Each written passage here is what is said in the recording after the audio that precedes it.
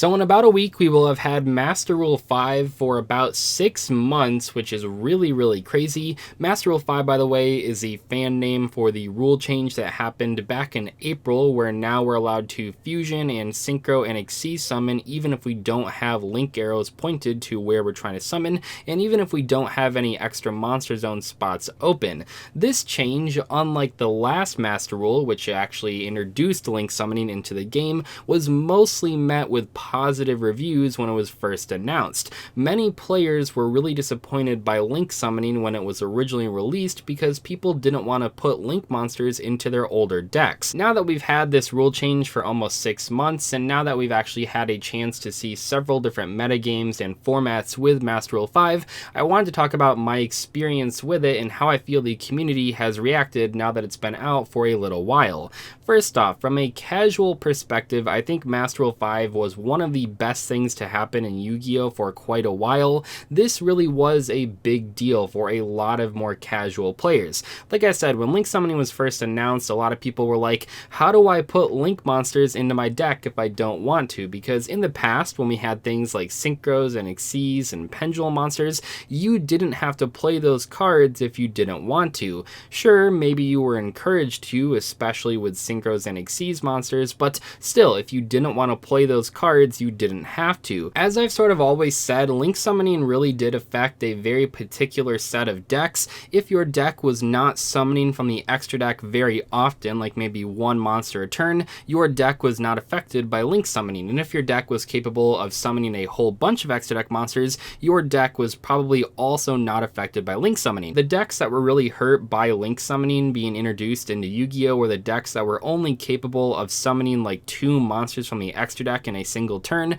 because now those decks, instead of summoning 2 good monsters that they wanted to summon, now they had to summon 1 link monster first, and then usually they only have enough material for 1 more extra deck summon, and that's not really that good, because now instead of summoning 2 good monsters, you're summoning 1 link monster and 1 good monster, because you don't have the materials to summon the second good monster. Admittedly, as time went on, I think this became less and less of an issue as Konami released more and more generically good link monsters, as well as link monsters that a lot of decks that were hurt by link summoning wanted to play. Nowadays though, if you don't want to play link monsters, you don't have to play link monsters. I think for the most part, people are still playing at least a couple link monsters, even in the decks that are really fusion heavy or synchro heavy or exceed summon heavy, but at least if you don't want to play them, like if you really hate link summoning, for the most part, you don't have to. I think it's cool that if someone just wants to play synchro monsters, or just wants to play exceeds monsters, or just wants to play fusion monsters,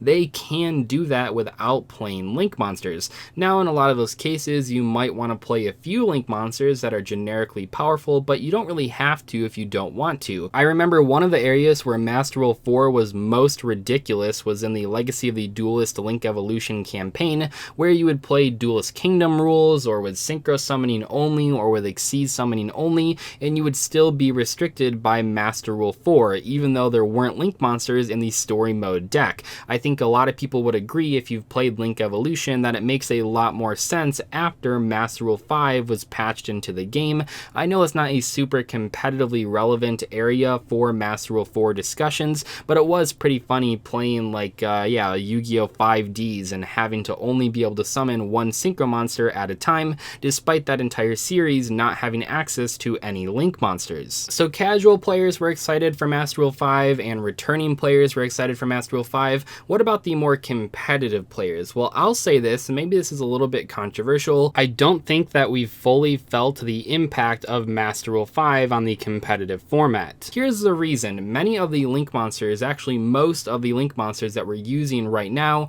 were designed during Master Rule 4, which means they have good arrows with powerful effects. Things like Hellkeep Firebacks and Anaconda have 2 downward pointing arrows, which is obviously designed for Master Rule 4, which is pretty clear because obviously when they were released in the OCG, Master Rule 4 was still around. So I think right now we still have not fully felt the impact of Master Rule 5 as far as many of the link monsters go, because they were all designed with Master Rule 4 in mind. That being said, even if we haven't felt the full impact of Master Rule 5, we still have felt some of the changes, and I think one of the biggest areas where Master Rule 5 really did warp the format was with Herald of the Arclight and Borreload Savage Dragon. Now, these are cards that you certainly could make with Master Rule 4, even if we didn't see them as often. I mean, especially Herald of the Arclight, which really was not present in Master Rule 4 at all, but at least Borreload Savage Dragon still did see competitive play with Master Rule 4.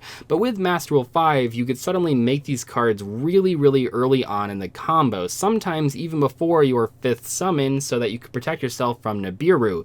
This was really scary, and in many cases you were not able to summon both of these monsters in your opening combo, or at least not as early in your opening combo, without Master Rule 5 being in effect. With the old Hellkey Firebacks combo into Herald of the Arclight and Borreload Savage Dragon, there is a point in the combo when you controlled 2 Synchro monsters but no Link monsters, so that probably would have had to have been changed in some way, shape, or form. At this point, we really don't know what people would have ended up doing with those combo cards, because we only had Hellkey Firebacks for like 1 week before Master Rule 5, but we can pretty much guess that it mostly would have been possible. You would have just needed like 1 more card, or maybe we would have had to change like 1 or 2 steps in the early stages of the combo. So I think for many players, one of the areas where they felt Master Rule 5 the most was when their opponent was comboing off and they were able to summon those monsters without having to have any Link arrows to summon them to. In other words, while many of the combos with Hellkey Firebacks likely always would have ended with Borreload Savage Dragon and Herald of the Arclight,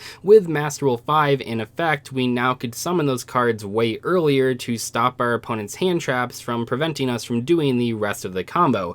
I do know, if I can think back to it, remember the Formula Synchron and TG Hyper Librarian combo in the Synchro Eldritch decks, or other decks I suppose, but that combo in particular, I remember that one was not possible in the same way with Master Rule 4, because it required summoning multiple Synchro monsters when you did not have Link arrows to summon all of those cards. So while the general combos that people were doing probably would have been possible with Master Rule 4, maybe a little bit more difficult but still possible, I remember the super greedy play where you were able to draw a whole bunch of cards. That combo would have been way more difficult with Master Rule 4. You probably would have had to have at least like 1 or 2 more extenders. Still though, I think one of the cooler things about Master Rule 5 is that there's been way more synchros and fusions and Xyz monsters in the metagame just in general. We see so many more of those other extra deck types than we ever did before Master Rule 5 went into effect, and I think that's really nice.